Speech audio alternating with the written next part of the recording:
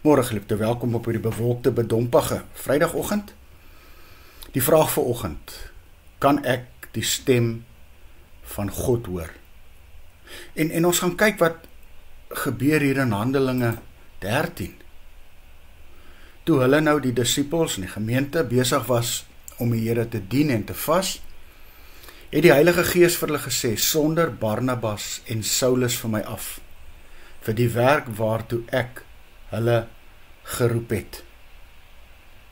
Nou, elke gemeente behoort seker van selfsprekend te weet wat die Here se wil vir hulle is.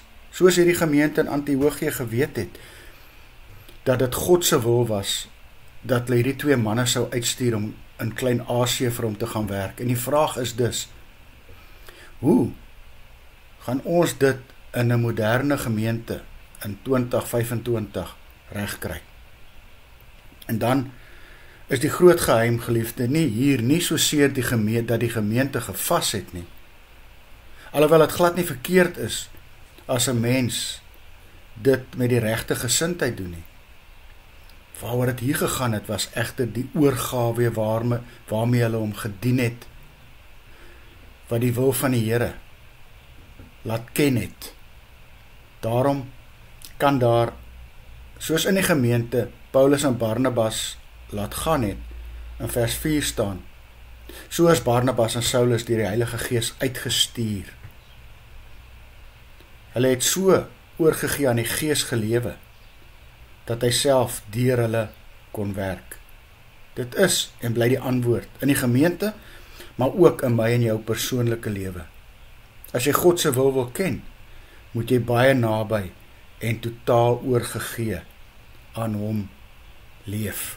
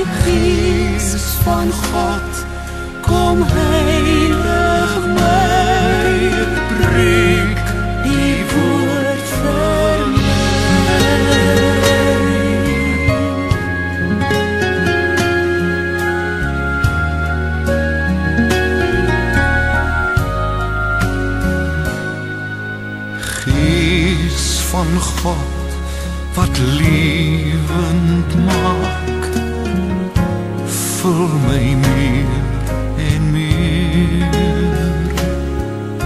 Gees van God wat lewend maak, vorm my tot U eer.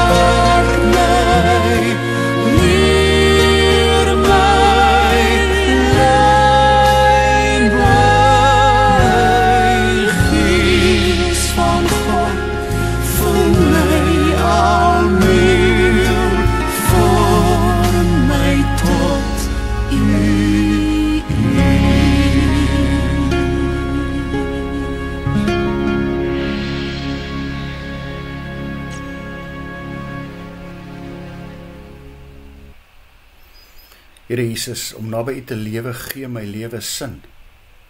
Dan werk U Gees deur my. Laat die Gees dan so besit neem van my, dat dit my hele lewe raak. Amen. Mag jy saam met my 'n wonderlike dag hê.